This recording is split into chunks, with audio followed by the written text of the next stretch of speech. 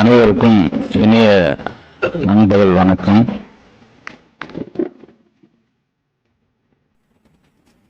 இந்த மீட்டிங்ல பார்க்குற சமயத்தில்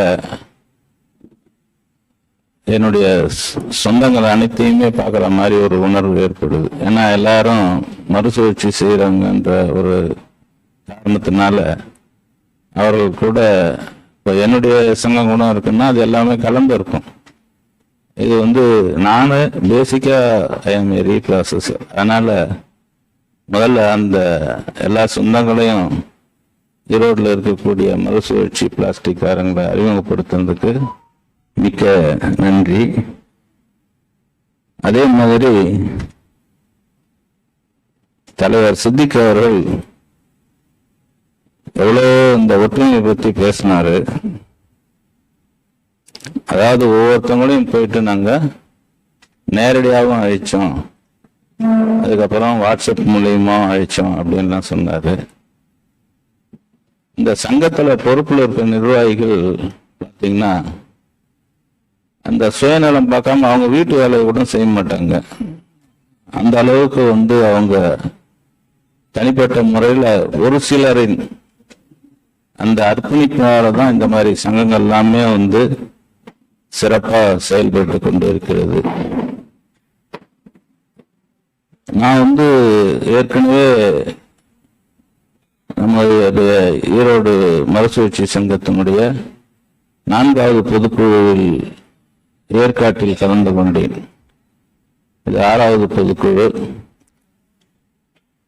இந்த பொதுக்குழுவில் எனக்கு பேச வாய்ப்படுத்தியமைக்கு முதற்கண் ஈரோடு பிளாஸ்டிக் மறுசுழற்சி சங்க நிர்வாகிகளுக்கு நன்றியையும் வாழ்த்துக்களையும் தெரிவித்துக் கொள்கிறேன்.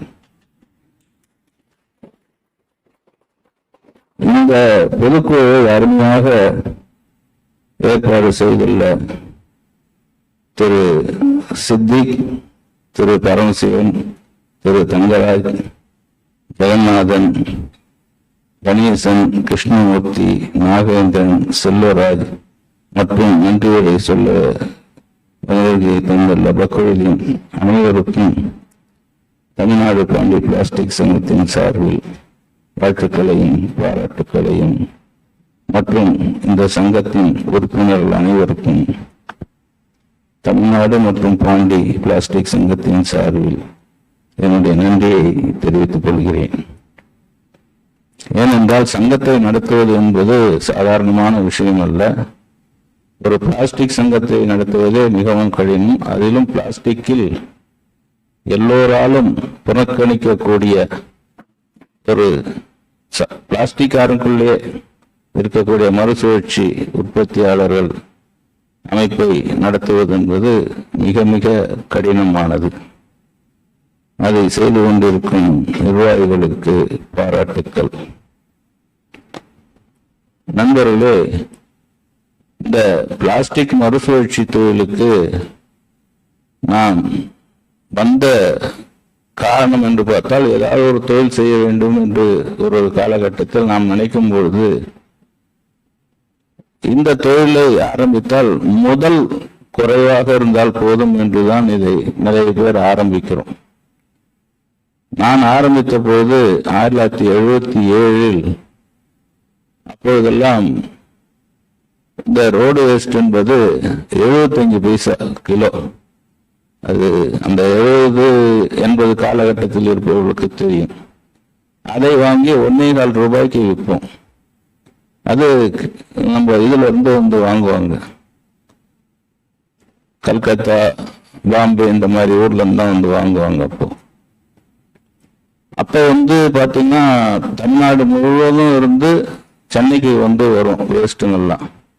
இப்போ மாதிரி கிடையாது. இப்போ அந்தந்த ஊர்ல நிறைய வளர்ந்து போச்சு அந்த தொழில். அதுல அடுத்த ஸ்டெப்பா ரீப்ராசஸ் தொழிலுக்கு வந்தேன். அப்புறம் ரீப்ராசஸ் தொழில அந்த கிரானுவல்ஸ் விற்க முடியலன்ற ஒரு சூழ்நிலை வர்ற சமயத்துல அந்த பிளாஸ்டிக் ரோல்ஸ், ஷீட்ஸ், பேக்ஸ் தயார் பண்ற தொழிலுக்கு மாற வேண்டியதாச்சு. அப்பயும் ரீப்ராசஸ் தொழில் செய்துன்னு தான் இருந்தேன். அதுக்கப்புறம் அதுல வந்து சில பேர் ஒரிஜினல் அது எல்லாம் கேட்கற சமயத்துல ஒரிஜினல் பிளாஸ்டிக் தொழிலுக்கு மாற வேண்டியதாக வந்தது. அதுக்கப்புறம் அந்த பிரிண்டிங் எல்லாம் கேட்கற சமயத்துல அந்த பிரிண்டிங் யூனிட்டும் வைக்க வேண்டி, இப்படி ஒண்ணுல இருந்து ஒண்ணு நமக்கு அப்படியே தொடர்ந்து வந்திருந்தேன். இன்னைக்கும் வந்து அந்த பிளாஸ்டிக் கழிவுகளை நான் வாங்கி இன்னும் இருக்கிறேன், ரீப்ராசஸ் பண்ணி இன்னும் இருக்கிறேன். நிறைய பேர் கேட்பாங்க, இந்த தொழில வந்து நீங்க தான் ஒரு ஸ்டேஜுக்கு வந்துட்டீங்களே, ஏன் இதை நிறுத்திடலாமா, இன்னும் ஏன் அந்த ரோடு கழிவுலாம் வாங்கி நிற்கிறேன்னு என் ஃப்ரெண்ட்ஸே கேட்பாங்க. ஐயா, இதுதான் எனக்கு அடிப்படை. நான் வேலை இல்லாமல் இருந்த சமயத்தில் வாய்ப்பு கொடுத்தது இதுதான். அதனால நான் எந்த நிலைக்கு போனாலும் இந்த பிளாஸ்டிக் மறுசுழற்சியை நான் விடவே மாட்டேன். இந்த தொழிலை தான் செய்து நிற்பேன். இது கூட மற்ற தொழிலை செய்வேன்னு தவிர இந்த தொழிலை விட்டுட்டு செய்ய மாட்டேன்னு நான் சொல்லுவேன்.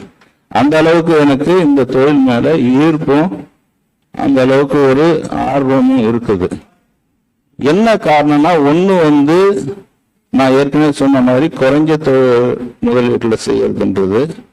இன்னொன்னு நீங்க பாத்தீங்கன்னா, தெரிஞ்சோ தெரியாமலோ ஒரு சமுதாயத்துக்கு நாம் வந்து ஒரு நற்பணி ஆற்றி கொண்டு இருக்கிறோம். அதுதான் உண்மையான காரணம். கண்டிப்பா வந்து இந்த தொழில் செய்யறவங்க எல்லாம் காலரை தூக்கி விட்டு பெருமையா சொல்லிக்கலாம். ஆனா அது வந்து என்னைக்கு இந்த சமுதாயம் வந்து தூய்மை துப்புரவு பணியாளர்களை வந்து ஒரு மட்டமா நினைக்கிறதோ அப்படிதான் நம்மளையும் நினைக்கிறாங்க. ஆனா அதை பத்தி நம்ம கவலைப்படாத, கண்டிப்பா ஒரு காலரை தூக்கி விட்டுன்னு இந்த சமுதாயத்துக்கு நம்மளால தெரிஞ்சோ தெரியாமலோ ஒரு நற்பணியை செய்யறோன்ற பெருமையோட நம்ம இந்த தொழிலை செய்யணும். ஆனா இந்த தொழிலுக்கு மரியாதை கிடைக்குதா, அரசாங்கம் புரிஞ்சுன்னு இருக்கா? இன்னும் கிடையவே கிடையாது.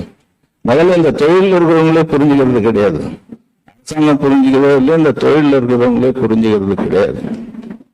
தலைவர் சொன்னாரு, ஈரோடுல 500 பிளாஸ்டிக் மறுசுழற்சி இருக்குதுன்னு. எவ்வளவு பேர் இதுல சங்கத்துல இருக்காங்க? என்ன, அதனால வந்து 90ல எவ்வளவு பேர் ஆக்டிவா இருப்பாங்க, எவ்வளவு பேர் மீட்டிங் வருவாங்கன்னா எல்லாமே ஒரு பெரிய கேள்விக்குறிதான்.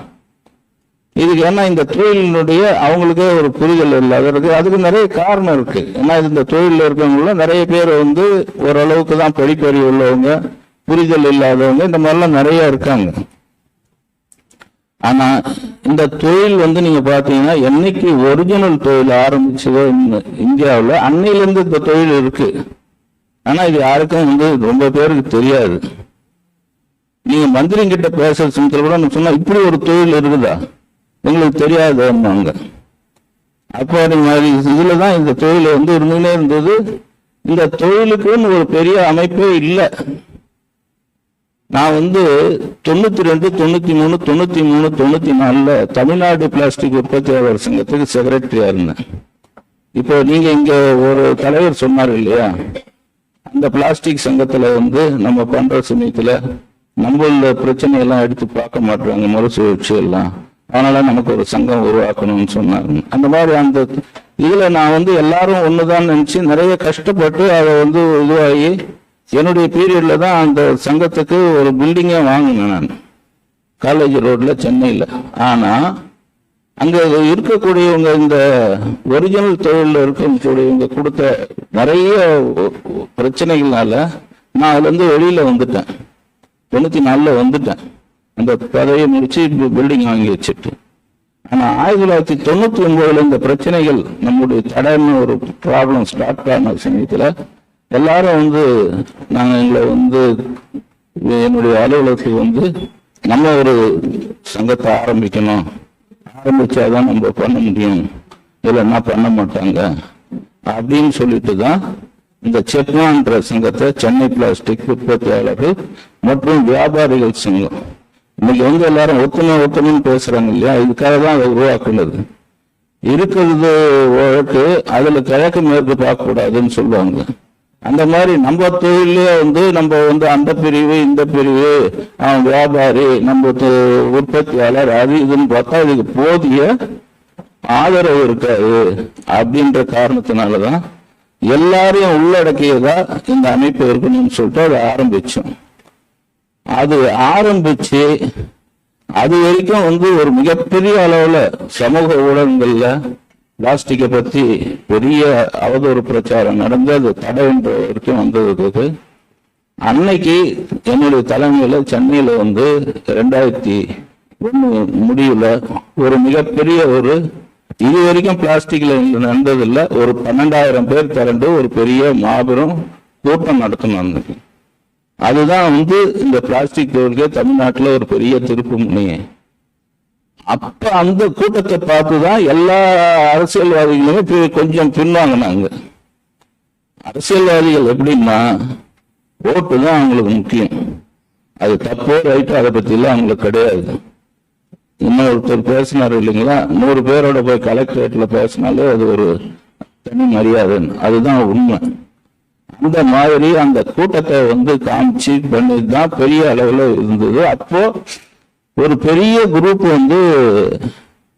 அரசாங்கத்துல பிளாஸ்டிக் எதிர்பார்த்தது யாருன்னா IAS குரூப்ஸ். அது உங்களுக்கு எல்லாம் தெரியும். அந்த காலத்துல 2000 பாத்தீங்கன்னா ஷீலாராணி சுங்கத்துன்னு ஒருத்தவங்க தமிழ்நாடு மாசு கட்டுப்பாடு வாரியத்துல சேர்மனா இருந்தாங்க. இப்ப இருக்காங்க அந்த என்வரன்மெண்ட் டிபார்ட்மெண்ட்ல சுப்ரியா சாகுன்னு செக்ரட்டரி. அவங்க அமுதா இந்த மாதிரி அந்த கலோல்கர்னு ஒருத்தர் இருந்தார் சேர்மனாகும். அந்த ஷீலாராணி சுங்கத்தினுடைய கணவர் தான் அவரு. இப்போ சுப்ரியா சாகுன்னு அப்ப இருந்தவங்க இப்போது என்வரன்மெண்ட் டிபார்ட்மெண்ட்ல இருக்காங்க. அவருடைய கணவர் தான் முருகானந்தம், இப்போ சீஃப் செக்ரட்டரியா இருக்காரு.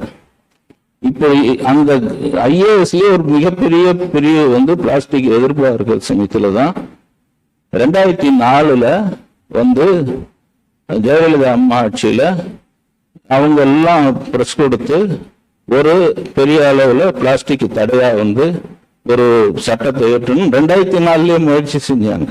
பழைய ஆட்களுக்கு இது தெரியும், ஒரு 20 வருஷத்துக்கு முன்னாடி நடந்த விஷயம் இது. நான் ஞாபகப்படுத்துறேன், 2004 செய்தாங்க. அப்போ நாங்க அந்த அசோசியேஷன் ரொம்ப ஆக்டிவா இருந்த காரணத்தினால அதெல்லாம் எதிர்த்து நிறைய வேலை செய்து எல்லா எம்எல்ஏவும் பார்ப்போம். போய் அந்த எம்எல்ஏ ஹாஸ்டல் இருக்கு இல்லைங்களா சென்னையில, எல்லா எம்எல்ஏவும் பார்த்து இதெல்லாம் எடுத்து கொடுத்து அன்னைக்கு சட்டமன்றத்துல 39 மசோதா கொண்டு வந்தாங்க. ஜெயலலிதா 39 மசோதா கொண்டு வந்தாங்க. எம்எல்ஏக்கள் கொடுத்த அழுத்தத்தினால 38 மசோதா சட்டமாச்சு. மசோதான்றது இப்போ முதல்ல அங்க அறிமுகப்படுத்துறது, அதுக்கப்புறம் ஓட்டு போட்டு ஜெயிச்சதுதான் அது சட்டமாகும். அந்த மாதிரி 38 மசோதா சட்டமாச்சு. பிளாஸ்டிக் அதை ஒரு குழு அமைச்சாங்க. குழு அமைச்சு ஒவ்வொரு ஊரா போய் செக் பண்ணின்னு அந்த குழு போய் பொதுமக்கள் கருத்தை கேட்டு செய்யணும்னு பண்ணாங்க. இதெல்லாம் ஞாபகம் இருக்கா உங்களுக்கு? யாருக்காவது நான் சொல்றதெல்லாம் தெரியுதா? இது நீங்க தெரிஞ்சுக்கணும். ஒரு குடும்பத்துல எப்படி நம்ம மூலாதாரர்கள் கஷ்டப்பட்டாங்கன்னு தெரிஞ்சாதான் நமக்கு ஒரு உத்வேகம் வரும்ன்ற மாதிரி எவ்வளவு நாங்க கடந்து வந்திருக்கிறோம்ன்றது நீங்க தெரிஞ்சுக்கணும்னு நான் சொல்றேன்.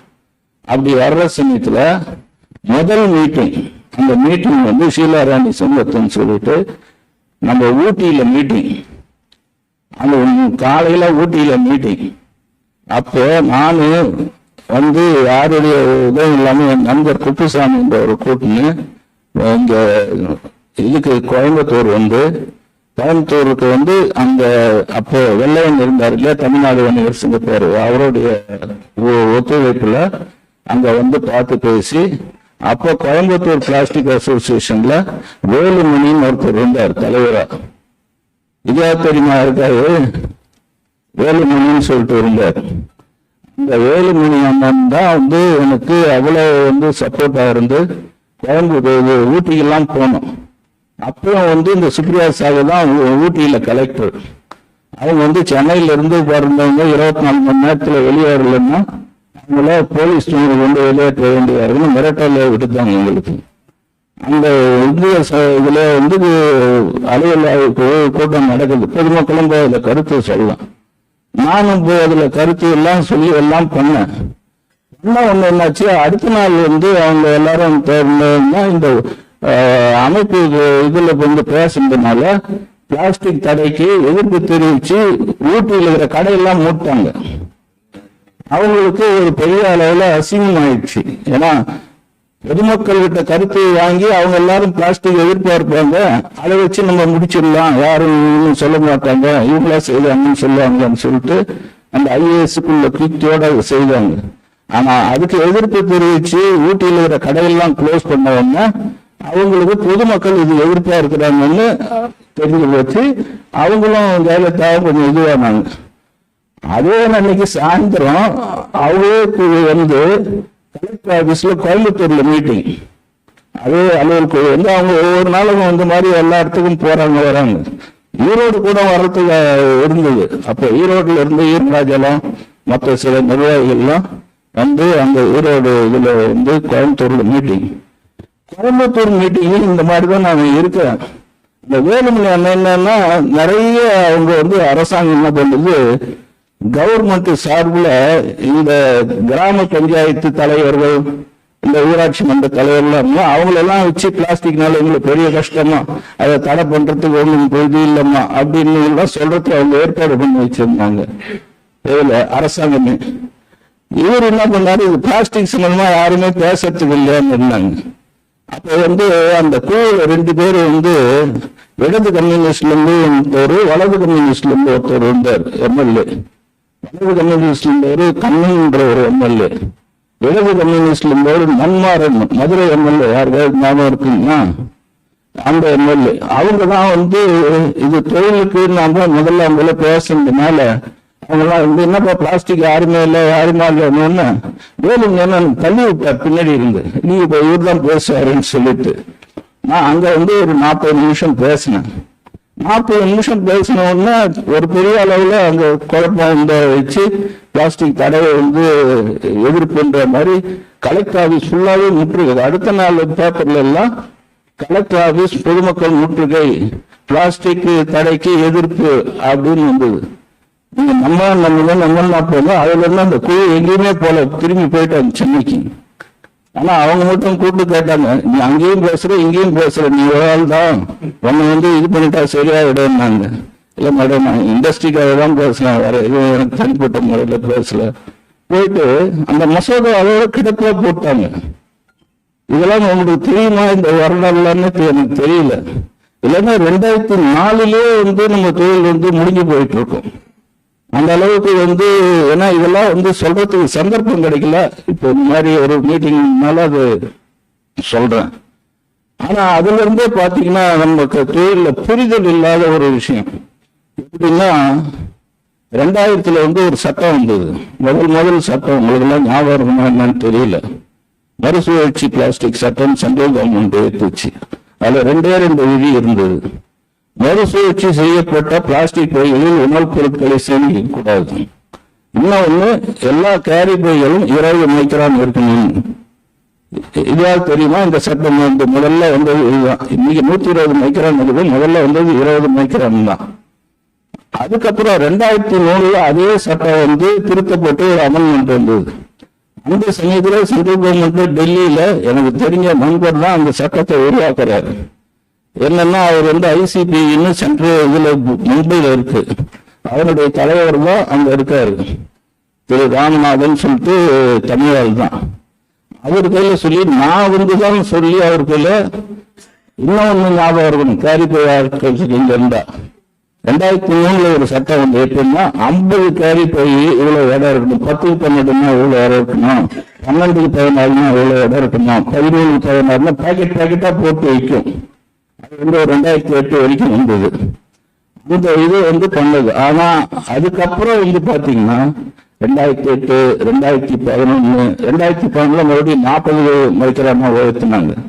நான் அப்பவே சொன்னேன், நிறைய கேரி எங்களுக்கு எல்லாம் பெரிய டேஞ்சரு, இதை எழுத்து நம்ம ஏதாவது செய்யணும், இது கோர்ட்டுக்கு போனா நம்மளுக்கு ஜெயிக்கும் அப்படின்னு சொன்னா யாருமே அது வந்து எதிர்ப்பு செய்யவே இல்லை, அதை விட்டுட்டாங்க. 2016 தான் பிளாஸ்டிக் மேனேஜ்மெண்ட் ரூல்ஸ் 2016 அமெண்ட்மெண்ட்ல பக்காவா வந்து EPR சொன்னாங்க. இன்னைக்கு இந்த EPR பத்தி பேசுறாங்களே, இப்போ இவர் கூட பேசியிருந்தார் சுப்பிரமணியன் கூட, அந்த EPR பத்தி சொன்னாங்க. இப்போ அந்த 2016 பிறகு 2018 ஒண்ணு மாறிச்சு, 19 ஒண்ணு மாறிச்சு, 22 ஒண்ணு மாறிச்சு, அப்புறம் 25 ஜூலைல ஒண்ணு மாறிச்சு, இப்போ இருக்கு. இதெல்லாம் ஏன் சொல்றேன்னா, நீங்க இதெல்லாம் வந்து ஒரு தொழில் நீங்க செய்யற சமயத்துல என்னென்ன மாற்றங்கள் அரசாங்கம் என்னென்ன ரூல்ஸ் வந்து பண்ணது இதெல்லாம் தெரிஞ்சாதான் நீங்க வந்து பண்ண முடியும். இந்த இபிஆர்ன்றது எல்லாத்த விட டேஞ்சர், எல்லாத்த விட டேஞ்சரான ஒரு விஷயம் இது. இது அவ்வளவு பெரிய ஒரு சிக்கல்ல மாட்டி விட்டுரும். அதாவது இப்ப கன்சென்ட் இல்லாதவங்க என்ன நினைக்கிறாங்க, மிஞ்சி போனா க்ளோஸ் பண்ணுவாங்க, சீல் வைப்பாங்க, நம்ம அடுத்த இடத்துல போய் ஸ்டார்ட் பண்ணிக்கலாம்னு நினைக்கிறாங்க இல்லையா? அது முழுவதும் தப்பு. இனிமேல் இந்த ஆக்ட் பிரகாரம் இந்த கன்சென்ட் மூடிட்டு உங்களுக்கு ஈஸின்னு ஒண்ணு இருக்கு, என்வரன்மெண்ட் காம்பன்சேஷன். என்னது என்வரன்மெண்ட் காம்பன்சேஷன்? நீங்க இவ்வளவு நாள் வந்து நடத்தி நின்றதுக்கு இந்த சுற்றுச்சூழலை பாதிச்சனால 5 லட்சம் ரூபாய் ஃபைனு, 10 லட்சம் ரூபாய் ஃபைனு போடுவாங்க. நீங்க மூலனாகும் ஒரு சிக்கல், உங்க தொழில் முடங்கி போகுது. உங்களுக்கு 10 லட்சம் ரூபாய் நீங்க ஒன்றும் தப்பவும் முடியாது, ஒன்றும் ஓடவும் முடியாது, ஒழியவும் முடியாது. புரியுதுங்களா? இதே பை தயார் பண்றவங்களும் இருக்குது. இந்த இபிஆர் வந்து எப்படின்னா, பை தயார் பண்றவங்களாம் இருக்காங்க இல்லைங்களா, அவங்க சர்டிபிகேட் வாங்கணும். எப்படின்னா, அவங்க ஒரு 20 டன் ஓட்டுறாங்கன்னு வச்சுக்கோங்க, ஒரு மாசத்துக்கு 20 டன்னுக்கு அவங்க அந்த 20 டன்னு குப்பையாகுது இல்லையா, அதனால சுற்றுச்சூழல் பாதிப்பு ஏற்படுதுன்னு சொல்லிட்டு அவங்க ரீசைக்கிள் ஆள்கிட்ட இருந்து சர்டிபிகேட் வாங்கணும். அது வந்து ₹1 2 ரூபாய் இருக்குது ஒரு இது கிலோவுக்கு. அது 1.5 ரூபான்னு வச்சுங்க, 30,000 ரூபாய் நீங்க கைவிட்டு கட்டணும். புரியுது? ஆனா இந்த ரீசைக்கிள் ஆளுங்களுக்கு அந்த பணம் வரும். ஆனா நீங்க அதோட சந்தோஷப்படாதீங்க, நீங்க அந்த 20 டன்னையும் கணக்கில் காமிக்கணும். 18% டேக்ஸ் கட்டி காமிச்சீங்கன்னா அது கணக்கில் வரும். நான் பண்ணிட்டான்றதுனால அது வந்து வந்துடாது. எப்படியாவது, அதாவது சித்திக் சொன்னாரு, நம்மளால வந்து நிறைய வரி வருது, அது வருது, இது வருதுன்னு. ஓரளவு உண்மை. ஆனா அது முழுவதும் உண்மையா? இன்னைக்கு 500 கம்பெனி இருக்குது இதுல ஈரோடுல. எத்தனை கம்பெனி ரிஜிஸ்ட்ரேஷன் இருக்கும்? எத்தனை கம்பெனி அவங்க வாங்குற வேஸ்ட்டுக்கு ஃபுல் பில்லு போடுவாங்க, அது ரீப்ராசஸ்க்கான போட்டு விற்பாங்க. 10% இருக்குமா? இல்ல அதை விட குறைவாதான் இருக்கும். ஏன்னா ரீப்ராசஸ் வாரண்ட் பண்ணல எனக்கு அது தெரியாது. புரியுதுங்களா? அப்ப அவங்க என்ன சொல்றாங்க, நம்ம போய் ஏதாவது ஒரு கோரிக்கை வைக்கிற சமயத்துல உங்க செக்டார்ல இருந்து 5000 பேர் இருக்கிறாங்கன்ற 5000 பேர்கிட்ட இருந்து எவ்வளவு வருமானம் உண்டு கணக்காமி அப்ப தலையை குனிஞ்சுக்கிறோம் நம்ம. புரியுதுங்களா? இப்போ இந்த இபிஆர் வர்றது நாங்க டேஞ்சர் சொன்னோம் இல்லையா, நீங்க A-Z கணக்கு காமிச்சாகணும். ஃபுல் இது பண்ணி டாக்ஸ் கட்டி இந்த நீங்க ஃபுல் டாக்ஸ் கட்டினா நீங்க ஒன்னும் ஏமாத்தி எல்லாம் போய் அந்த கணக்குலாம் ஒண்ணுமே முடியாது.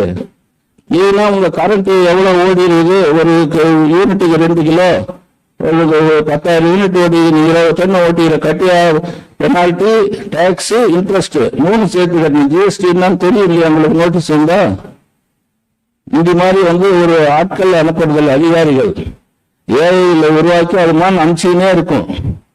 ஒரு இது மாதிரி பிரிண்ட் அவுட் அடிச்சு அனுப்புற மாதிரி நோட்டீஸ் அனுப்பிச்சுனே இருக்கும்.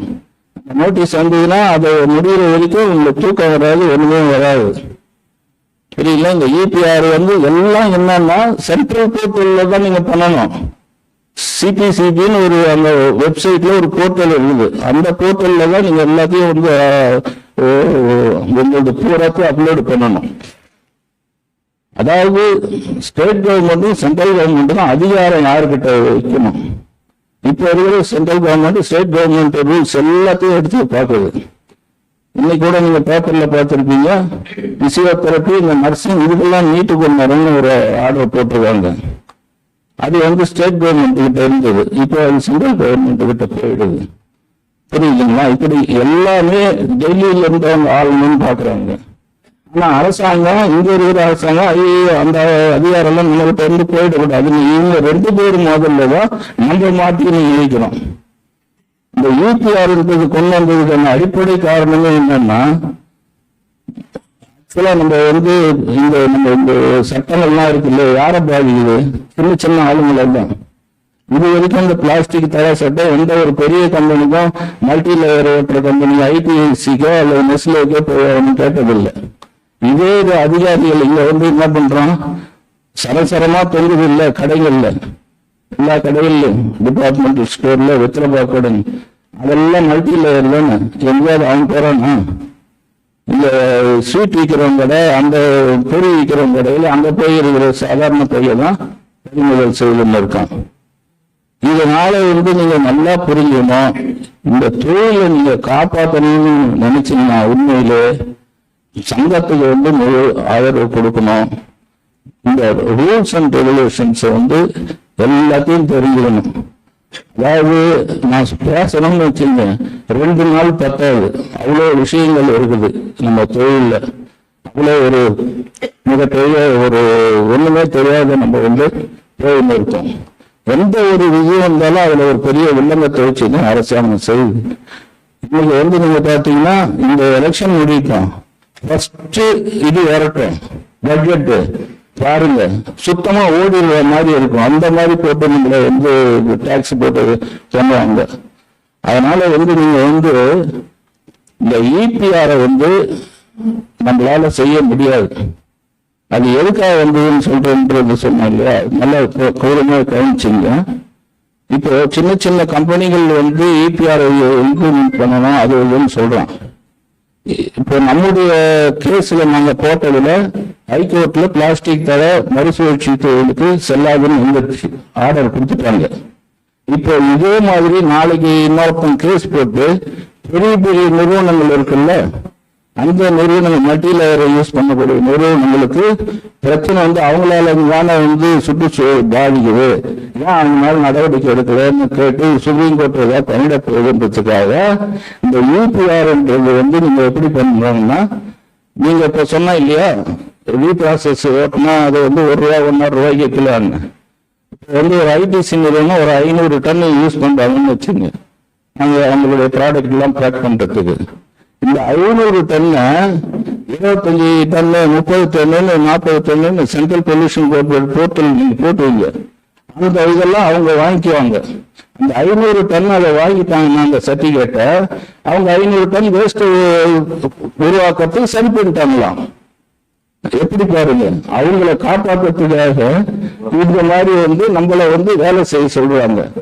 நம்ம சின்ன ஆளுங்கள அதே நேரத்தில் 18% கொண்டு வந்துடுறோம். எல்லாரையும் எவனுமே நம்பர் ஓட்டு பண்ணவே முடியாது. 2 ஒரே கல்ல எடுத்து நீங்க வாங்கன்னு பாருங்க, இன்னும் நிறைய மாங்காய் இருக்கு. ஆனா இது ஆரம்பத்திலே மிகப்பெரிய அளவுல சிக்கலா ஆரம்பிச்சிருது. எப்படின்னா கிட்டத்தட்ட குஜராத், மகாராஷ்டிரா, கர்நாடகா இது 3லையும் சேர்ந்து 7 லட்சம் சர்டிபிகேட் உருவாக்கியிருக்காங்க. எவ்வளோ 7 லட்சம் சர்டிபிகேட் உருவாக்கியிருக்காங்க. அதை கண்டுபிடிச்சு 355 ஃபைன் பண்ணியிருக்காங்க. எல்லாம் ஃபேக் சர்டிபிகேட். நான் சொன்னேன் இல்லையா, நீங்க வந்து கம்பெனி நடத்துறீங்கன்னா 50 டன்னு தான் ஓட்டுறவா 5000 டன்னு இது கொடுத்துருக்கான், பில்லு கொடுத்துருக்கான். அந்த மாதிரி அது உங்களுக்கு இது இருந்தா கூட ஒரே நிமிஷம் சொல்லிட்டு அதே ஃபுல் டீட்டெயில் அந்த ஃபைல் எடுங்க.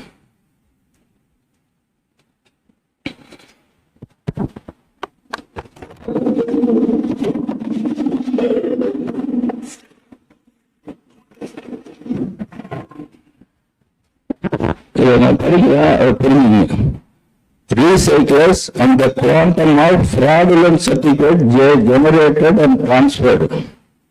Fraudulent அவங்க சர்டிபிகேட் போட்டு எப்படி அந்த போர்ட்டலுக்கு டிரான்ஸ்ஃபர் பண்ணாங்க. Gujarat state pollution control board company பேரு ஆஷா ரீசைக்ளிங் பிரைவேட் லிமிடெட். அவங்க 12,000 டன் per annum அவங்க சர்டிபிகேட் கொடுத்துருக்காங்க. அவங்க ஓட்டுனதா, ஆனா அவங்க ஓட்டுனது மொத்தமே 518 டன் தான். சர்டிபிகேட் ஜெனரேட்டர் 11,400, சர்டிபிகேட் டிரான்ஸ்ஃபர்டு 11,400 டன்னுக்கு எக்ஸ்ட்ரா கொடுத்துருவாங்க. 518 டன் கழிச்சிட்டீங்கன்னா 12,000 டன்ல 11,500 டன்னுக்கு பேக்கு. அடுத்தது பாருங்க, சக்தி பிளாஸ்டிக்ஸ் மகாராஷ்டிரா பொல்யூஷன் கண்ட்ரோல் போர்டுல ரிஜிஸ்டர் ஆனது 2,88,000 டன் per annum சர்டிபிகேட் அவங்க ஜெனரேட் பண்ணிருக்காங்க. அவங்களுடைய கெப்பாசிட்டி 17,760 டன் ப்ரொடக்ஷன். 2 லட்சத்தி அதை கழிச்சிட்டோம்னா டோட்டலா சர்டிபிகேட் ஜெனரேட்டட் 2,74,000, 2,68,000க்கு சர்டிபிகேட் டிரான்ஸ்ஃபர் பண்ணியிருக்காங்க அந்த சென்ட்ரல் பொல்யூஷன் கண்ட்ரோல் போர்டு போர்ட்டலுக்கு வித்திருக்கிறாங்க. அதுக்கு அடுத்தது அதே Maharashtra state pollution control board Technova recycling India private limited 97,200 டன்னுக்கு அவங்க ப்ரொடக்ஷன் பண்ணிதான் சொல்றாங்க. ஆனா அவங்க ப்ரொடக்ஷன் பண்ணது ஆக்சுவலா 4,700 டன், மீதி எல்லாம் ஃபேக். இதெல்லாத்தையும் ஒருத்தர் தூக்கி சாப்பிடுறாரு. கர்நாடகா ஸ்டேட் பொல்யூஷன் கண்ட்ரோல் போர்டுல 800 ரீசைக்ளிங் பிரைவேட் லிமிடெட்னு 3,50,000 டன்னுக்கு அவருக்கு சர்டிபிகேட் கொடுத்திருக்காரு. 3,50,000 டன்னுக்கு அவர்கிட்ட போனீங்கன்னா ஜீரோ, கம்பெனியே இல்ல. அவர் சொன்னார் இல்லையா சிடின்னு கன்சென்ட் எஸ்டாப்ளிஷ்ட் வச்சிருக்காரு, அவ்வளவுதான். கன்சென்ட் ஆபரேட்டே கிடையாது, ப்ரொடக்ஷனே பண்ணல. டோட்டலாவே ஒரு போன்சி கம்பெனி அவரை கொடுத்துட்டு அவர் 3,48,500 டிரான்ஸ்ஃபர் வெளியில வித்திருக்காரு. இந்த மாதிரி நடக்குது. இது யாருன்னா ஒரே கம்பெனி போதார் கம்பெனின்றது ஒண்ணு பண்ணிருக்கு இந்த கம்பெனி. ஆனா இதை ஜெனரேட் பண்ண கம்பெனி தெரியுது, வாங்கினவங்க யாருன்னு சொல்ல மாட்டாங்க. இது நம்மளே எழுதணும் ஆர்டிஓல, இது யாரு இது சொல்ல மாட்டாங்க. புரியுதுங்களா? இதுல இந்த மாதிரி பெரிய பெரிய லெவல்ல லட்சக்கணக்கில் பில்லு போட்டு எவ்வளவு 7 லட்சம் டன்னு பெர் ஆனம்னா அவருக்கு 1 கிலோவுக்கு 1.5 ரூபாய்னா எவ்வளவு ஆயிருக்கு பாருங்க 1 கிலோவுக்கு. அப்ப 7 லட்சம் டன்னு கணக்கு பண்ணி பார்த்துங்க. புரியுதுங்களா? 20 டன் 30 டன் வாங்குற நம்ம பண்ண முடியுமா இத? புரியுதுங்களா? இதுக்கெல்லாம் என்ன பண்ணணும்னா இதை நம்ம மாற்ற முடியும்னா பார்த்தீங்கன்னா மாற்ற முடியாது. ஓப்பனா சொல்றேன். ஏன்னா இன்னைக்கு 3ல் 2 பங்கு சென்ட்ரல் கவர்மெண்ட்டினுடைய ரூல்ல இருக்கிற இதுதான். அவங்க எல்லாம் இதுக்கு கண்ணங்குடின்னு ஒப்புதல் கொடுப்பாங்க. நம்ம மட்டும் இங்க பண்ண முடியாது. இதுக்கு என்ன பண்ணணும், வேற வழி என்ன பண்ணணும், நம்ம தொழிலை நடத்தணும்னா எல்லாரும் ஒத்துமையா சேர்ந்து தமிழ்நாடு பூரா நம்ம ஒரு 5% சொல்றாரு தலைவர், நம்ம அதெல்லாம் சொல்லவே கூடாது. எங்களுக்கு டாக்ஸே போடக்கூடாதுன்னு சொல்லணும். நான் சொல்றது நல்லா புரிஞ்சுங்க. ஏன்னா நம்ம ஒன்றும் இதை ஒரு ஒரிஜினல் வாங்கி வச்சு நம்ம பண்ணல. நம்ம பண்றது ஸ்கிராப்பு உங்களுக்கு 18% 2017 ஜிஎஸ்டி என்ன தெரியுமா நம்ம ஸ்கிராப்புக்கு? அப்போ எவ்வளோ போராட்டம்லாம் நடத்தணும். இங்க ஈரோடுல இருந்து யாராவது வந்தாங்க, அதெல்லாம் வந்தாங்க. அந்த போராட்டம்லாம் நடத்தி எல்லா தலைவரையும் கூட்டி எல்லாம் நடத்தணும். அப்போ ஒரு செமினார் நடக்குது அங்க சென்னையில. அந்த இது இருக்கு இல்லையா, அந்த மன்றத்துல, அந்த NS கிருஷ்ணன் மன்றம்னா என்னது, சிறுவர் மன்றம். அது மவுண்ட் ரோட்ல இருக்கும் பக்கத்துல, அந்த டூரிஸ்ட் இதுக்கு பக்கத்துல, பங்களா பக்கத்துல அங்க நடக்குது. இவங்க நிர்மலா சீதாராமன் நேரடியா பேசுறாங்க. அப்ப பேசுற சமயத்துல நான் அவங்கள கேட்கறேன், இவ்வளவும் செய்யறோம், நீங்க இந்த ஸ்கிராப்புக்கு போய் 18% போட்டீங்கன்னா என்ன விதத்துல நியாயம்? அவங்க கிட்ட கேட்கறாங்க, நீங்க லாபம் சம்பாதிக்கிறீங்கல்ல, ஏன் கட்டணா என்ன அப்படின்னு கேட்கறாங்க. நான் சொன்ன லாபத்துக்கு தான் பண்றோம், வேற வழி இல்லாம இதை பண்றோம். ஆனா இதே பிரச்சனையை தீர்க்கறது நீங்க எத்தனை லட்சம் கோடி செலவு பண்றீங்க? இந்த குப்பை பிரச்சனை தீர்க்கறது நீங்க எத்தனை லட்சம் கோடி ஒவ்வொரு வருஷமும் போயின்னு இருக்குது. அது சென்ட்ரல் கவர்மெண்ட் செய்யறீங்கல்ல, அந்த செய்யற வேலையை நாங்க செய்யறோம், எங்களுக்கு சம்பளம் மாதிரியாக கொடுங்க. அவங்க அதுல இருக்கிற உண்மையை புரிஞ்சுக்கின்னு அப்படியே உக்காந்துட்டாங்க. அடுத்த நாள் அது 5% மாத்தினாங்க. சென்ட்ரல் இதுல போய் டெல்லியில 5% மாத்தணும். அதுக்கு சாட்சி இருக்க கூட இருந்தவர், கேட்டு பாருங்க. ஆனா அதுக்கப்புறம் மற்றவங்க எல்லாம் பொண்ணு எதிர்பட்டு நீ ஒரு 1.5 வருஷத்துல அதை 18% ஆக்கினாங்க. இவர் வந்தார் வேகமா, எங்க செயலாளர், இதெல்லாம் தப்பு, இது பண்ணக்கூடாது, போகக்கூடாது, நம்ம பார்க்கணும், இதை கேட்கணும், நமக்கு ஏதாவது பண்ணணும், எல்லாம் பண்ணுவோம். இருங்க, உங்களை தவிர ஒரே ஒரு ஆள் கேட்கட்டும், இந்த மாதிரி ஆயிடுச்சுன்னு நம்ம பண்ணலாம். இன்னை வரைக்கும் கேட்கல. 18 ஆயிடுச்சா, ஏன் அது நம்ம நடவடிக்கை எடுக்கலன்னு. இதுதான் நம்ம தொழிலுடைய நிலைமை. புரியுதுங்களா? ஏன்னா கேட்டா என்ன சொல்லலாம், யோ 18 இருந்தானா 81 இருந்தானா நான் எதுக்குமே வந்து வாங்கறதுக்கும் பில்லு இல்லை, விற்கிறதுக்கும் பில்லு இல்லை. என்னத்துக்கு நான் அவங்ககிட்ட பேசணும்? நான் சொல்றதெல்லாம் தவறா நினைக்காதீங்க. நான் இருக்கிற உண்மையை பேசுறேன். அதுதான் என்கிட்ட இருக்கிற பலம் பலவீனமும். புரியுதுங்களா?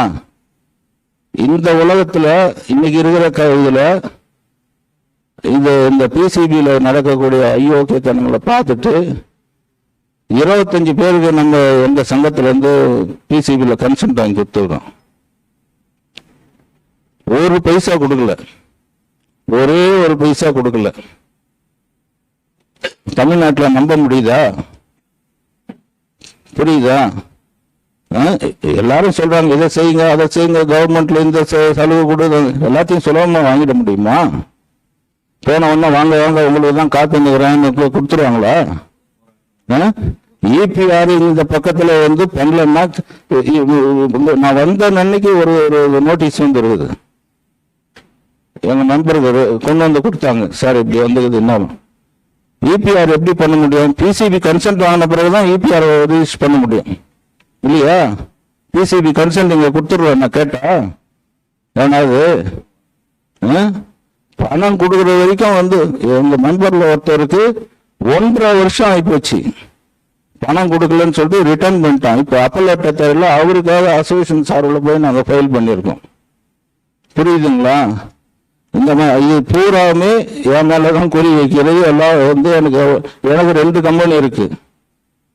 நான் ஒன்றும் கம்பெனி இல்லாத தலைவராக இல்லை. ஒரு ரீப்ராஸ் கம்பெனி இது, ஒரு பிலிம் கம்பெனி இருக்கு. எங்க இருக்குது தெரியுமா? சென்னையில் கார்பரேஷன் பில்டிங் இருக்குல்ல, ரிப்பன் பில்டிங் தெரியல, நீங்க பார்த்துருக்கீங்க இல்லையா? அதுல இருந்து கிட்டத்தட்ட ஒரு 1/2 கிலோமீட்டர் தூரத்தில் இருக்கு. அவங்களுக்கு கிட்ட இருக்கிற கம்பெனி எண்டிட் தான். 1979 இருந்து இது வரைக்கும் நடத்தின்னு இருக்கிறேன். ஏன்னா நான் எவ்வளவு பேருக்கு சொன்ன பயப்படாதீங்க பயப்படாதீங்க பயப்படாதீங்க, யாரும் கேட்கறதே இல்லை.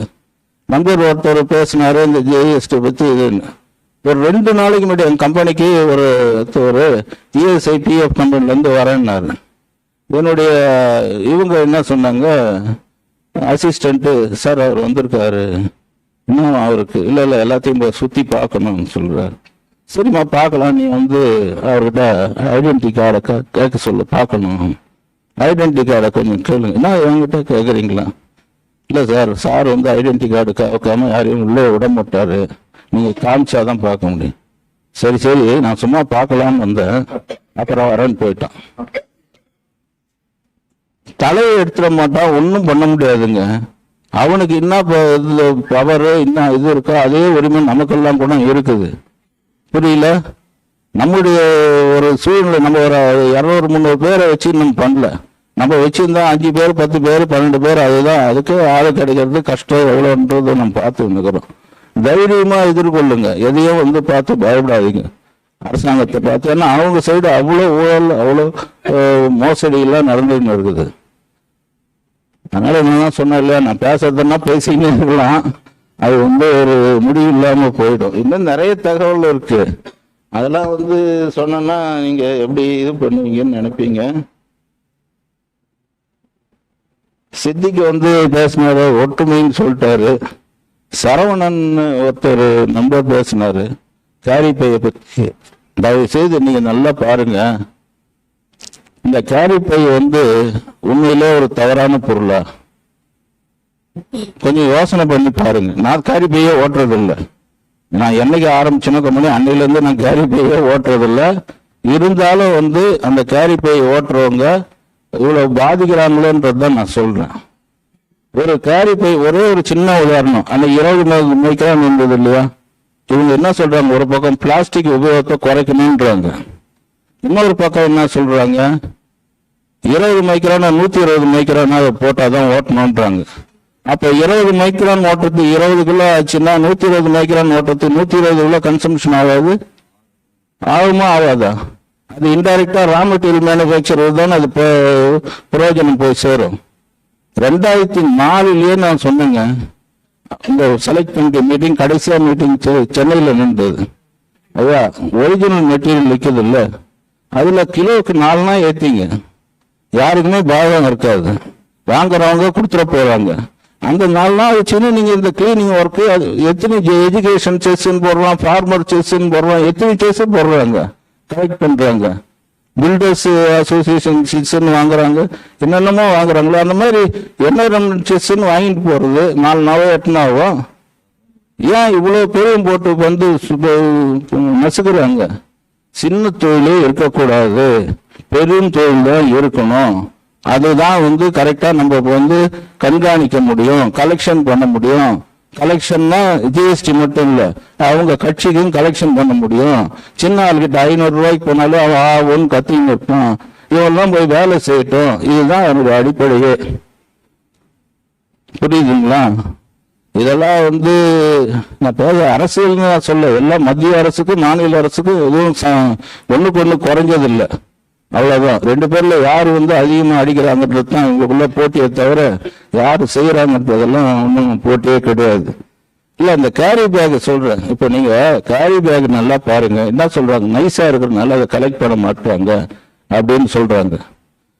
இப்போ ஒவ்வொரு வீட்லயும் சேர்ற குப்பைய ஃப்ரீயா கிடைக்கிற பையில தானே போட்டு குப்பையை போட்டு நம்ம எல்லாத்தையும் சேர்த்து ஒரு கட்டு கட்டி போடுறோம் வெளியில.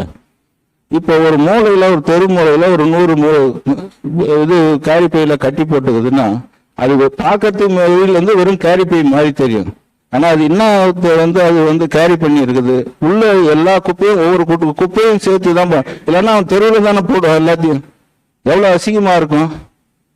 குப்பையை வந்து மக்கும் குப்பை மக்காத குப்பைன்னு பிரிக்கணும்னு சொல்லி 25 வருஷம் ஆச்சு சட்டம் ஏற்று, இன்னைக்கு வரைக்கும் நடக்குது. குப்பை பிரச்சனையை போய் ஒரு ப்ராடக்ட் மேல போட்டு அவரு சொன்னாரு, ஒரு பூ வாங்கறதுக்கு கேரி பை நைஸ் பையன்.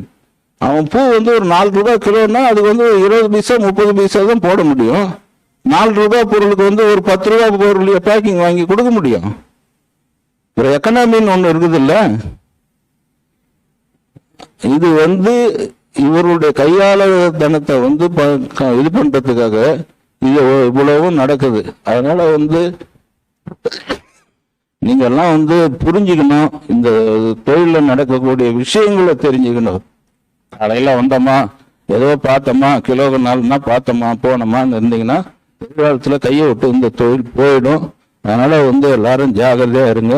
இது சம்பந்தமா வேற ஏதாவது கேள்வி கேட்கணும்னா கூட கேளுங்க. இந்த வாய்ப்பை கொடுத்ததுக்கு மிக்க மிக்க நன்றி. வணக்கம்.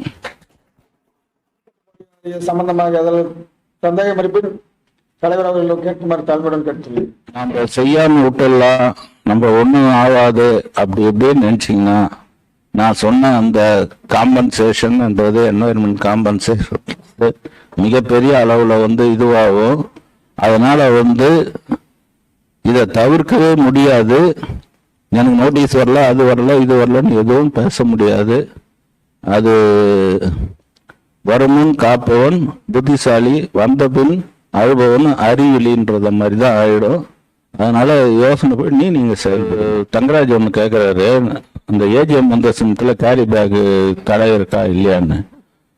அதாவது நான் சொன்னதை வந்து எங்க அசோசியேஷன்லயே கேட்காம அதுக்குரிய பணம் கொடுக்காத காரணத்தினால 2011 கேரி பேக்கு 60 மைக்ரான் ஆவசனத்திலே நான் அதை எதிர்த்து சென்னை ஹைகோர்ட்ல கேஸ் போடலாம். அதுக்கப்புறம் வந்து அந்த ஹைகோர்ட்ல அது வந்து தோத்துச்சுன்னா நம்ம வந்து சுப்ரீம் கோர்ட்ல போய் அதை ஜெயிச்சிடலாம். கொஞ்சம் வந்து எல்லாரும் ஹெல்ப் பண்ணுங்க. ஒவ்வொரு டிஸ்ட்ரிக்ட் அசோசியேஷனும் 2 லட்சம் ரூபா கொடுத்தீங்கன்னா நான் இந்த செயலில் ஈடுபடுறேன்னு. ஆனா யாருமே ஒரு 2 அசோசியேஷன் தான் கொடுத்தாங்க, யாரும் கொடுக்கல. சரி நான் விட்டுட்டேன். நான் சொல்லதான் முடியும், புரியுதுங்களா? 20 லட்சம் ரூபா போட்டு நான் வந்து என் கை காசு போட்டு நான் செய்ய முடியும், விட்டுட்டேன். 2018 இந்த தடை வந்தது.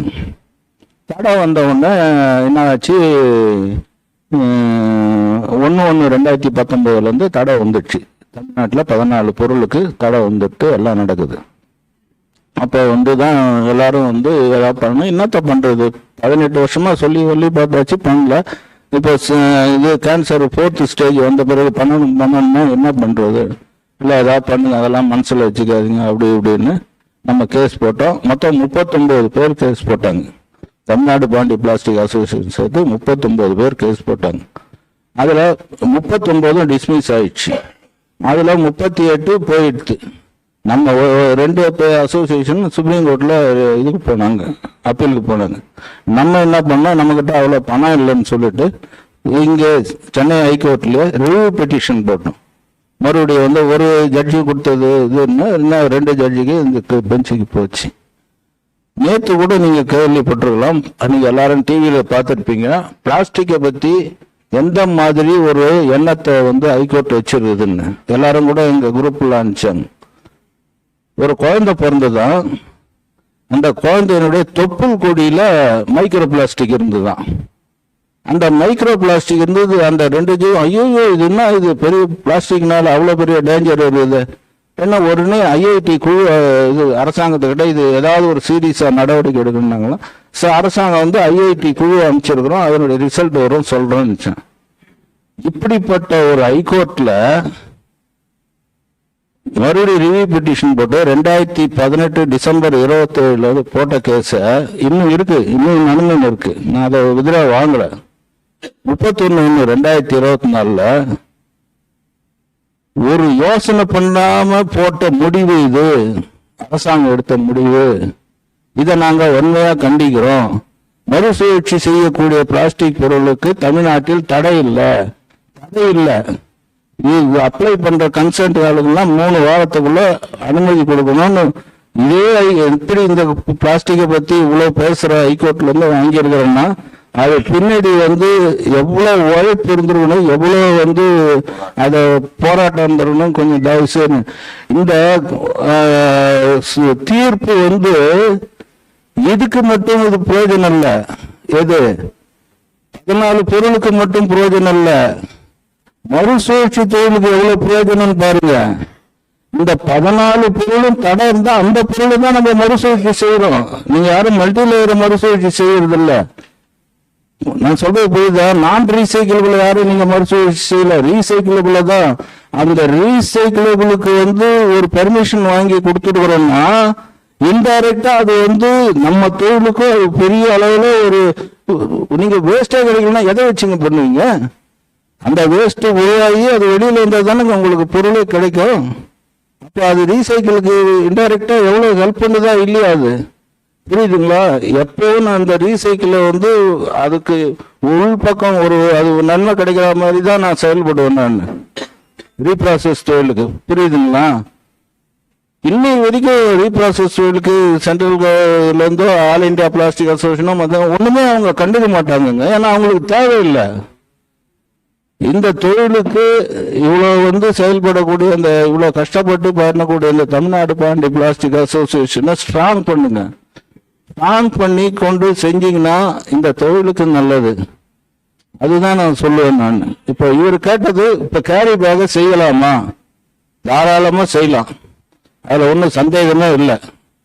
அவங்களுக்கு ஒரே ஒரு சிக்கல் என்னன்னா, மத்திய அரசு 120 மைக்ரானுக்கு மேலதான் கேரி பை தயாரிக்கணும்னு சட்டம் போட்டுக்குது. நீங்க 120 மைக்ரானுக்கு மேலதான் தந்தீங்கன்னா தாராளமா இங்கே தமிழ்நாட்டில் அதே மாதிரி இது பண்ணி பனியன் டைப் பஞ்சு பண்ணலாம். அது வந்ததுன்னா நீங்க உறுப்பினராக இருந்தா நாங்க பண்றோம்.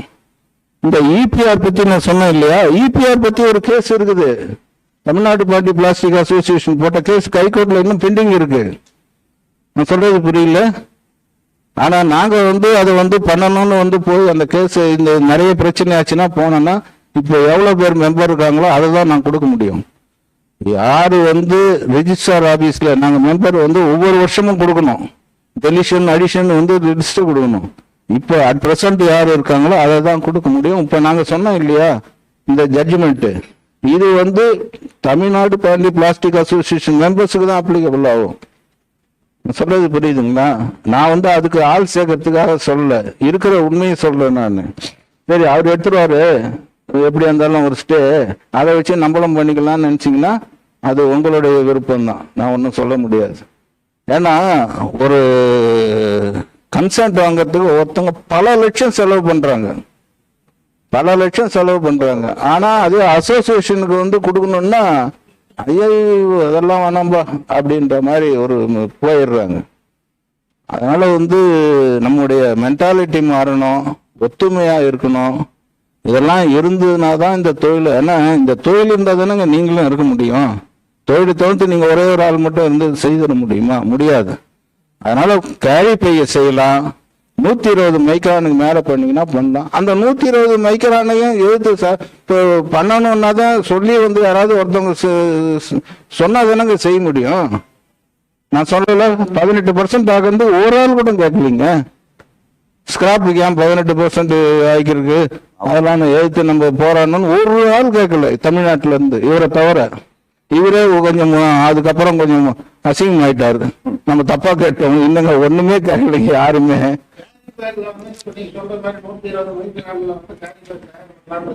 கண்டிப்பா நீங்க எது பண்ணாலும் சாதாரண பை பண்ணாலும் பிளைன் பண்ணாலும் நீங்க இதை பாருங்க, பிளாஸ்டிக் வந்து இந்த இபிஆர் வந்து உங்களுக்கு மட்டும் இல்ல, இன்ஜெக்ஷன் மோல்டிங் ஓட்டுறவனுக்கு உண்டு, ப்ளோ மோல்டிங் ஓட்டுறவனுக்கு உண்டு, பிவிசி பைப்புக்காரனுக்கு ஒன்று, எல்லாருக்குமே உண்டு. நீங்க என்னமோ இது வந்து நமக்கு தானே அவன் சில பேர் நினைப்பான் இன்ஜெக்ஷன் மோல்டிங், அந்த கதை எல்லாம் கிடையாது. போத் பிளெக்சிபிலிட்டி அண்ட் ரிஜிட் இது பிளாஸ்டிக்ஸ் ரெண்டுக்குமே உண்டு.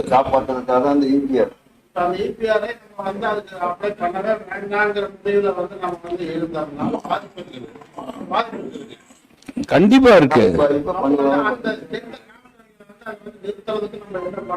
எல்லாரும் வந்து நம்ம பெரிய அளவுல ஸ்ட்ரென்த் ஆகி நம்ம போராட்டம் நம்ம 2001 நடத்தும் அந்த மாதிரி பண்ணாதான் அது வேலைக்கு ஆகும். அதாவது 2 விதத்துல போராடணுங்க. ஸ்கிராப்புக்கு 0%, இபிஆருக்கு வந்து இது ஒண்ணும். அதுல ஏதாவது ஒன்னாவது ஒத்துக்குவோம். நான் சொல்றது புரியுதுங்களா? ஆனா அதுக்கு அந்த கூட்டத்தை காமிக்கணும். அது வந்து ரொம்ப ரொம்ப முக்கியம். அது இல்லைன்னா பண்ண முடியாது.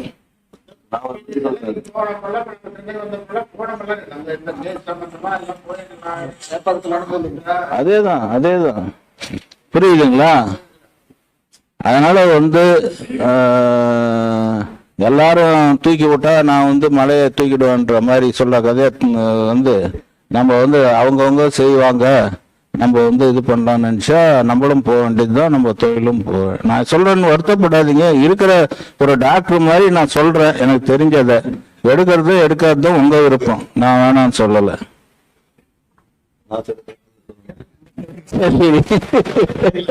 கன்சென்ட் எடுத்து தாங்க ஆகணும். எடுக்க பல பேர் இருக்காங்க சார். பல பேர்ல இல்ல, 190 பேர் இருக்கிறாங்க. பல பேர்லாம் இல்ல, 100. அதுல என்னன்னா அதுல போனா சங்கடங்கள் இது மாதிரிலாம் வரும், கொல்லும். அது வந்து இதுவா வர்றாங்க. அதுதான் இவங்க கவர்மெண்ட் சொல்ற மாதிரி ஈஸியா இருந்தா டக்குன்னு எடுத்துருவாங்க. அதை என்னென்ன பண்ண முடியுமோ அவன் பணம் வாங்கறதுக்கு உங்களை பட்டி பட்டி பட்டி போட்டு பண்ணிக்கினே இருப்பான். அதுக்கப்புறம் இந்த மாதிரி கேன்சல் பண்ணுவான். அதுக்கப்புறம் நீங்க போகணும். ஏன்னா நீங்க கீழே இருந்து மேல போனீங்கன்னு வச்சுங்க, கீழே 5 லட்சம் ரூபா வச்சுன்னா மேல போனா 10 லட்சம் ரூபா ஆகும். அவ்வளவுதான் இன்னைக்கு இருக்கிற யோகியதை. அதனால வந்து நம்ம ஒத்துமையா இருக்கணும். கரெக்டா வந்து நம்மளும் வந்து சட்டபூர்வமா செயல்படணும். அதுக்காக இதுவா சொல்லல, சட்டபூர்வமா செயல்படணும். வழி இருக்கு, வழி இல்லாத இல்ல. நம்ம கிட்டதான் வந்து மைனஸ் என்னன்னா ஒத்துமை இல்லாததுதான். அசோசியேஷனுக்குன்னா 1500 ரூபாய் 2 பேர் போய் நல்ல டிஃபன் சாப்பிட்டா கூட இன்னைக்கு அது பத்தாது நல்ல ஹோட்டல்ல. ஆனா இவங்க கொடுக்கறதுக்கு இவங்க 4 தடவை போவாங்க நிர்வாகிகள். அவங்களும் ஒரு கம்பெனி நடத்துறாங்க, அவங்களுக்கும் இங்க வந்து 1 மணி நேரம் வேஸ்ட் பண்ணா எவ்வளவு செலவாகும். ஏதோ அவங்க அதுல பெருசா அவங்க பண்ணிக்கிறாங்க மாதிரி அவங்க நினைப்பு.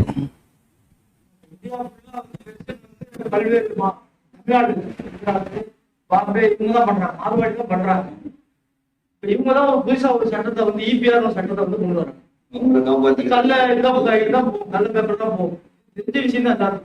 இப்படி 2000 3000 வந்து டூப்ளிகேட் சர்டிபிகேட் வந்து கொடுத்துருக்காங்க. அப்படி இதெல்லாம் தெரிஞ்ச விஷயம். அரசாங்க அதிகாரி தெரியும், மந்திரிக்கு தெரியும், தெரியும். சித்தி நம்ம வலை வீசுனா அதுல வந்து பெரிய மீன் வலையை கீழ்ச்சுன்னு போயிடும், சின்ன மீன் சந்திரத்துண்டு வந்துடும். இந்த நடுவில் இருக்கிற மீன் பாருங்க, அதுதான் மாட்டிக்கும். அதுதான் கதை.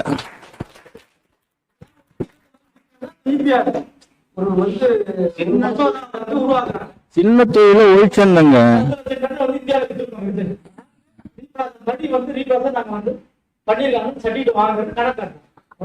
ஆனா இப்ப வந்து ஒரு அருமையான சூழ்நிலை இருக்குங்க. அதாவது என்ன ஆச்சுன்னா, 1972 இந்த பிளாஸ்டிக்கை தடை பண்ணணும்னு ஒரு இயக்கம் உருவாச்சு. அதுல கொஞ்சம் கொஞ்சமா சேர்ந்து கிட்டத்தட்ட 213 கண்ட்ரிஸ் இப்போ இருக்கு. அதுல இதை நான் 2004 சொல்லியிருக்கேன். அப்பே அந்த செலக்ட் கமிட்டின்னு வச்சாங்க, கரெக்டான பேரு. அப்பயே நான் சொன்னேன், ஏங்க நீங்க இப்படி எல்லாம் சுத்திக்கிட்டு எல்லாரையும் தடைன்றீங்க. இந்த கேரி பேக் தயார் பண்ற மெட்டீரியல் மேனுஃபேக்சர் பண்ண மட்டும் நின்னே போயிடுங்க ஆட்டோமேட்டிக்கா. இது இப்போ அவர் சொன்னார்ல எச்எம்ன்ற பிலிம் கிரேடே தயார் பண்ண இது தயாரே பண்ண முடியாது அப்படின்னு சொன்னேன். அப்போ யாரும் அதை காதலே போட்டுக்கல. இந்த ஒரு 4 8 செஸ் என்வரன்மெண்ட் செஸ்ன்னா அதையும் யாரும் போட்டுக்கல. இப்போ என்ன ஆச்சுன்னா, நான் சொன்னேன் இல்லையா, அந்த 218 கண்ட்ரி எல்லாம் என்னென்னமோ 4 வருஷத்துக்கு 3 வருஷத்துக்கு அது தொடரணும், இதை பண்ணணும், அதெல்லாம் பண்ணினே வந்தாங்க. ஏன்னா அது சின்ன ஆளுங்களை பாதிக்கிறது. கரெக்டாக பண்ணினே வந்தாங்க. கடைசியா என்ன பண்ணாங்க, அந்த மீட்டிங்ல இப்போ 2025 நடந்தது, சவுத் கொரியாவில் இருக்கிற அந்த சியோல்ன்ற கேபிட்டல்ல. சரிங்க, இதெல்லாம் ஏன் பண்ண, நான் சொன்னாங்க, இந்த ரா மெட்டீரியல் தயாரிக்கிற கம்பெனிலாம் க்ளோஸ் பண்ணிட்டா இந்த பிளாஸ்டிக்கை உற்பத்தி ஆகாதுன்னாங்க. அவ்வளோதான். ஒரு 30 கண்ட்ரி, 212 கண்ட்ரி இருக்கு, அதில் 30 கண்ட்ரி என்னது ஆயில் கண்ட்ரிஸ், சவுதி அரேபியா, இதெல்லாம் குவைத்து, அது இதெல்லாம் இந்தியா, சைனா, யார் யார் அதிகமாக பண்றாங்களோ ரா மெட்டீரியல் உற்பத்தி பண்றாங்களோ, முக்கியமா ட்ரம்ப் ஸ்டூபிட்னு போயிட்டாரு. இது அவர் யூஸ் பண்ண வார்த்தை.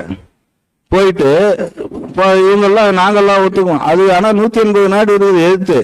ஆனா அந்த 180 நாடும் ஒன்னா சேர்ந்தா கூட ஒரு யூஎஸ்க்கு ஈக்குவல் ஆகுது. புரியுதுங்களா? அவ்வளவுதான். அந்த அமைப்பே 72 25 அதுக்கு ஒரு 55 வருஷத்துல சமாதி கட்டியாச்சு. புரியுதுங்களா? இப்போ பிளாஸ்டிக் ஒரு ஆதரவான சூழ்நிலை தான் உலக அளவுல இருக்குது. அது இந்திய அளவுல வரணும்னா இங்க ஒரு பெரிய எழுச்சி இருந்து ஓட்டு போயிடும். இதுல நான் சொல்றது புரியல, ஓட்டு போயிடும். 10,000 பேர் இங்க வரான்னா அந்த ஒரு குடும்பத்தை ஒரு 4 பேர் இருப்பாங்க உறுப்பினர், 40,000 50,000 ஓட்டு போயிடுமே அப்படின்ற ஒரு பயம் வந்தாதான் இது சரி வருமே தவிர, இல்லைன்னா நீங்க இந்த தொழில் இல்லைங்க, எல்லா தொழிலுமே சிறு வணிகத்தை அழிக்கிறதுக்கு தான் செயல்பட்டு இருக்காங்க. அது எல்லாருக்கும் வெள்ளிடம் மலை. ஆனா அது இதுல புரிஞ்சுக்கணும் இல்ல. நான் இந்த இடத்துல சொல்லாமான்னு தெரியல, இந்த அமைப்புல இருக்கக்கூடிய நிர்வாகிகளே சில பேர் அரசாங்கத்தை கூட சேர்ந்து செயல்படுறவங்க எல்லாம் இருக்காங்க. இதுல உண்மையா இருக்கிறவங்க எல்லாம் கொஞ்சம் பேர் தான் இருக்காங்க. அதனால இப்படி பல சிக்கல் இருக்குதுன்னு வச்சுங்களேன். அதனால ஒவ்வொருத்தவங்களும் தெளிவு இருக்கணும். இன்னைக்கு நம்ம செய்யற தொழிலை பத்தி நமக்கு ஃபுல்லா நாலேஜ் இருக்கணுங்க. அதுதாங்க அடிப்படை. மற்றதெல்லாம் செகண்டரி தான். அதுக்கு தகுந்த மாதிரி நம்ம நடவடிக்கை எடுத்து இந்த சட்டப்பூர்வமா நீங்க நல்லா யோசனை பண்ணி பாருங்க. இந்த உலகத்துல எங்கேயாவது பிளாஸ்டிக் தடையை எதிர்த்து இதே சென்னை உயர் நீதிமன்றத்துல தடை இல்லைன்னு நீக்கணும்னு சொல்லுவாங்களா? அது முடிஞ்சது தானே? முடியாதுன்னு. Nothing is impossible. நம்ம கிட்ட ஒத்துமையும் ஒரு புரிந்துணர்வும் இருந்தா, அதாவது